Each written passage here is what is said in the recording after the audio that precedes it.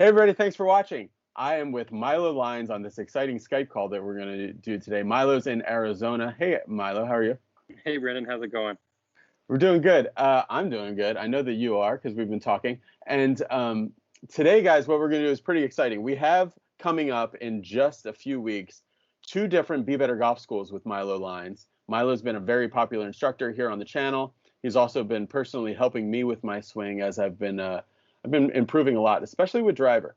And so for our two schools that are coming up, we have a 3-day school and a 2-day school. The 3-day school is sold out. There are still 2 spaces available on the August 10th and August 11th school at Williamsburg National Golf Club in Williamsburg, Virginia. Beautiful place with 2 different golf courses, great range that we're going to have a section of the range just for us, unlimited balls, lunch, all kinds of stuff, and a maximum amount of training time. So we're really excited for it. Go to bebettergolf.net/school if you're interested. Today's video is going to be cool. It's going to be like a swing fix style video. So I had a lot of the golfers that are coming from the school have sent me their swings on email or like texted their swings to me. So I have them collected here, and Milo's going to go through these swings. I'm going to be kind of manning the controls here, and he's going to, as we shuttle through the swings, because I kind of want to see Milo, get inside Milo's process of when he is doing online analysis. And also, it's something that I always do before any of the Be Better Golf schools is I was asked to see their swings because it gives us a bit of a jump start. So, Milo, what's your general philosophy in like an online analysis? Like, what are you looking for first? Do you like usually draw lines straight away? Like, what's your flow when you do an online analysis? Almost never draw lines. Mostly what I look at is movement in general. So how the person moves, how they sequence motion, what their overall patterns are.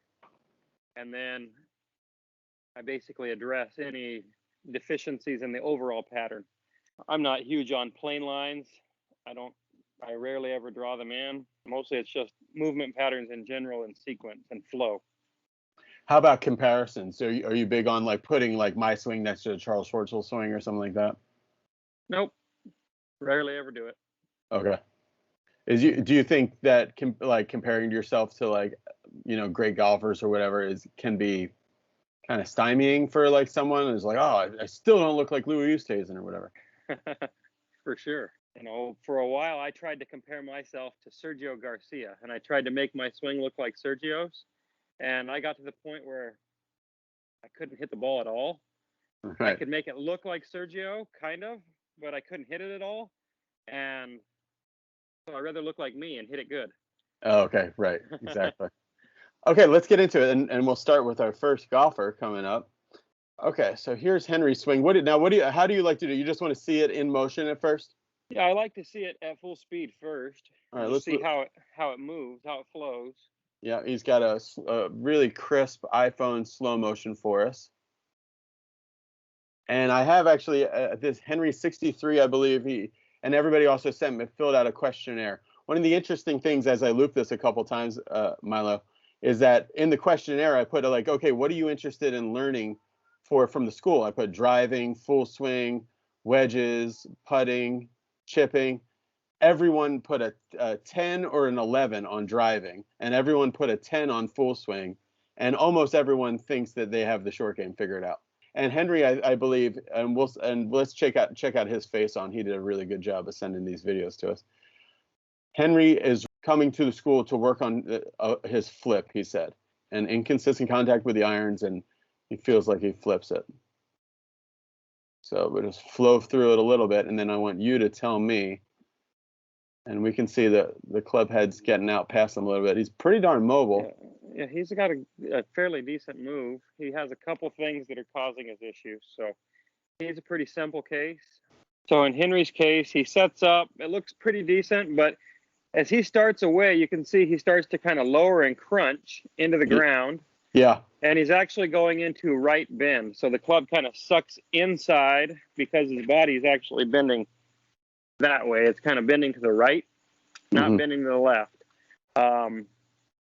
which then makes it hard for him to be able to pivot well. So he kind of winds up hanging back, lower half sucks under him a little bit, doesn't open up quite as well as it ought to.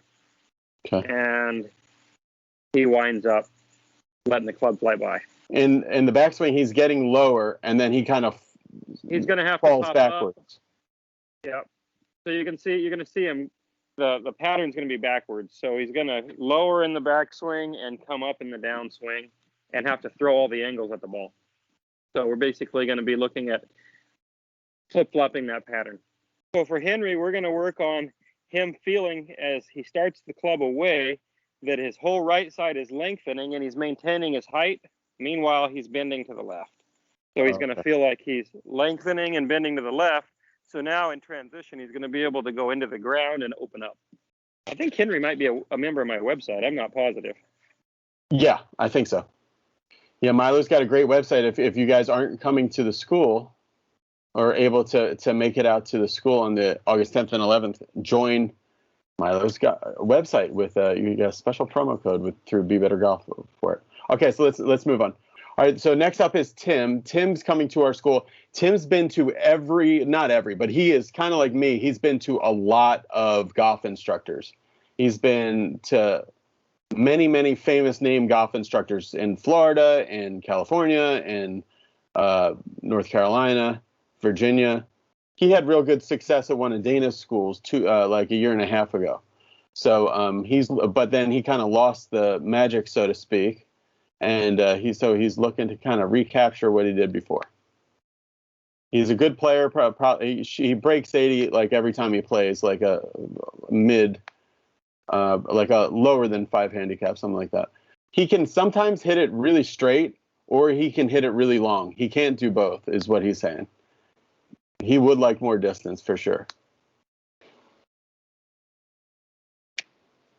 Okay, and as we go through it, one thing I just want to point out to you is that as he's starting his downswing, that left heel is still in the air and twisting kind of open. Yeah, and he's been talking about how he just feels like in the last couple of months he is not compressing anything. Like it's very slappy feeling to him. So that's just the one little thing that I pointed that I saw. What do you see when we look at Tim here? So first thing I see is his posture is too bent over, too much flex in his legs. So immediately as he starts his backswing, he goes up. So everything starts moving up and a little too much to the right. We had Henry squatting down too much, and now he's losing his posture and standing up. He's losing his posture, standing up. And then a lot there, yeah. Yeah, he stands up like half a head.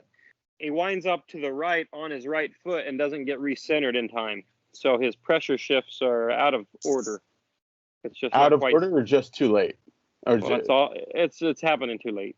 Oh, okay. It's all not synced up right. So he doesn't get the force into his left foot until it's too late. And this is exactly what he said. He feels like he's staying on that right foot and he's not compressing anything. And he feels like after the Dana school, Dana's really big into flow. He was feeling this really good flow that but he didn't really capture why he was doing it. For him to get a little bit better like flow to his pivot and to his pressures. This goes back to driving force stuff. What do you see for Tim? First, we start off with his posture. He's a little too much bent over and too much flex in his knees, which is causing him to move up and to the right. Doesn't get himself recentered. So we're going to start with a little posture stuff and get him balanced out on his feet and bent the correct way so that as he makes a little trigger move and starts off the ball, he can then begin to wind himself up and get himself recentered by the time he transitions toward the downswing. A lot of people kind of make a backswing, they're on the right side, and then they go to the lead side and make a downswing. That's all way too late, right? Yeah, it's got to be more of a, so you can see before my counterfall kind of thing. Yeah, it's kind of a little counterfall. I'm already starting to move left while my hands are just finishing working up. And so we'll do probably some step type drills with him just to get him flowing athletically. So he's syncing things up like you would if you were throwing a ball or hitting a baseball. Yeah. Your hands are still working away when the foot lands. Here's Jim. Jim sent a few videos. Very long swing, looks like a lot of power, but it's not really put on the button here. Let's see. So he's another one. First thing we need some setup work there. His grip is, that right hand is pretty far under the golf club. You don't see that every day. So he's battling the face quite a bit. And then he's got some pressure shift issues. He's going right way too long. When you grip it under like that, can that make your like kind of mess up your takeaway a little bit too? Oh, it can make a lot of things get out of whack. Uh-huh. You know, a lot of alignments are off. The face you can see it's really, really shut. And then because that face is really shut, he's got to do some interesting things. So he really throws it out over the top, and then he gets his hands up under it. That's good. Yeah. So with him, mainly we're gonna do some setup work up front, and then see what dominoes fall down, and take it from there. Well, Jim's grip is like, you can see straight into his palm. Which, if I take this club back like that, you can see that club wants to be like straight face down. So now I'm gonna have to do some crazy manipulations to keep the face from shutting. So we're gonna get his palm closer to where, if his fingers were open like this, the palm is pointed toward the target. Right. Now his wrist can work in a different way. The face won't want to be so open, or so closed, I should say. So closed, right. And he won't have to hold it off so much. He'll be able to let his hand work like a throw and let some of his athleticism out. Because right now he's having to hang on and try to steer it out there. Now, does the setup and the grip make, because I see the hands go out quite a bit, you know, and then he's got to kind of like torque dump it under to keep it from just, so that's like connected? a compensation he's using to keep the face from flipping over. Because if he got that thing on plane with that grip, okay, yeah, he got his hands traveling a less steep arc, the face would want to flip over on him. So he gets his hands traveling out and the club head falling behind him. So he goes over the top in order to shallow it. Yeah, in order so it doesn't get so. Okay, gotcha. All right, let's move on.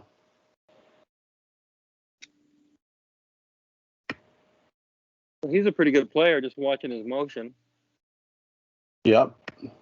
Yeah, I'd have to see the face on and have to know a little bit more of this guy's story before I want to make much change to what he's doing. He's got a pretty good move. Maybe a little bit of pull down in transition, but it gets pretty good. His motion's pretty good. The only thing that I could see from the face, the down the line view, just to relate it, not it might not be a thing that he even has to worry about, but just to relate it to other golfers, is you do see the hips when they turn, that right hip kind of starts to invade the space that the hands need, and not a total early extension thing, but it's about hips are not the same amount as Louis Oosthuizen. Oh, okay. So if somebody does want to try to learn a little bit more of a sit down move in transition, what would you give them? Not so much that we're going to do this with Robert, but just to help out other golfers who just feel like they're a little crowded. The hips are kind of coming in a little more than they want. So much of it has to do with getting yourself set up correctly, and then how you wind your body up. So if we wind yourself up where we're in kind of a left bend like this, and the whole right side of us is tall, it's really easy to compress into the ground in transition. If a player starts off with more of this kind of a posture, naturally as they take the club back, there's not a whole lot more range of motion back, so it's a lot easier for them to start firing up and forward. Mm-hmm. Okay, gotcha. So much of it's just like getting the dominoes set up so that what you want to have happen happens. Our last one is Tracy here, the first person to sign up. Okay. And I will say it's a lot of really good golfers that are coming to the school, a lot of low handicap golfers. So just to me, the only thing, like, it just looks like there's a little something extra there in transition. Like the tilts are a little. It gets really a lot of left side down, but also a lot of throw early. A big casty move there. He has all of his angles thrown away by the time he gets down to around. Yeah, you can see everything. So we can see that the hands are pretty deep here. All right, but then we can see the hands go now really start coming steep over it. Yeah, he starts putting a lot of force into this trail wrist, throwing it away instead of unwinding and letting inertia kind of hold that back. Mm-hmm.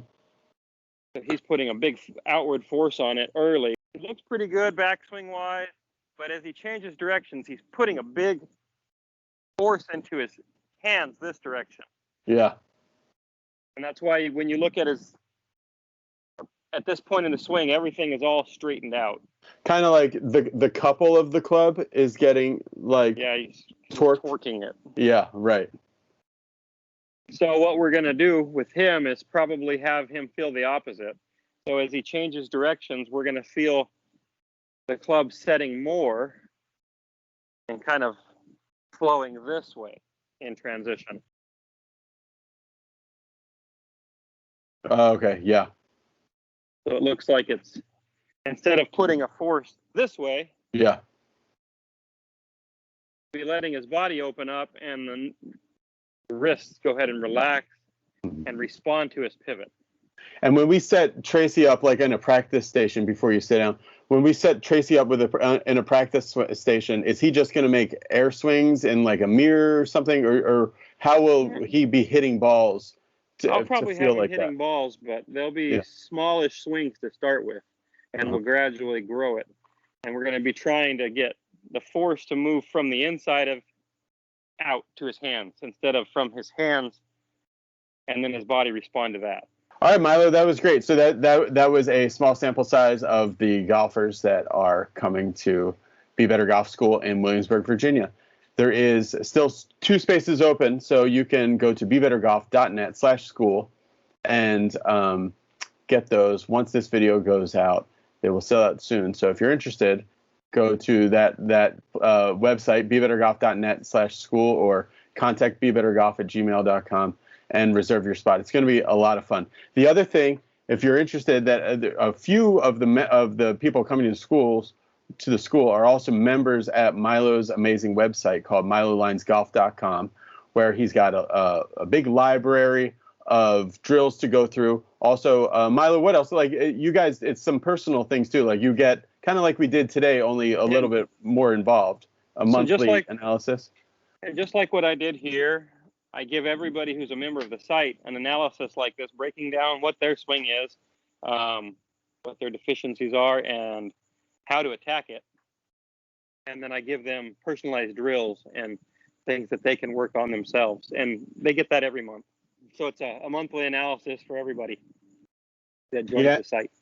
Yeah, and then also during the month, you can go to, he's got kind of a social media page just for the members, a Golf Now page where people post their swings and their ideas, and you kind of have little spot checks along the way too. So it's really a great community. And if you use the code Be Better Yearly or Be Better Monthly, you can get a discount off of Milo's membership on his website. It's really cool. Other than the schools, Milo, what else is coming up for you once the weather starts to cool down in Arizona? I'm going to go play a golf tournament this week. So I've only played 4 rounds of golf this year. So I'm going to go play a golf tournament starting Tuesday and Wednesday. So that'll be fun. A section event? Yeah, it's a little section pro-am. Something with the members at Superstition Mountain. Got invited up to go play up in the mountains out of the heat. So it'll be a nice little break. Oh, that's cool. Okay. Let us know how it goes. All right, guys. Thanks, everybody, for watching. Be sure to click the subscribe button. We're coming up on 100,000 subscribers. That's going to be a really exciting milestone for the channel and everything. And also go over to Milo's YouTube page and subscribe to his. He's been extremely consistent recently with putting up stuff with his video partner and website partner, Henry. And so they've been doing some really exciting stuff over there. And just click the like button and also share this video with your friends. Thanks for watching, everybody. Bye.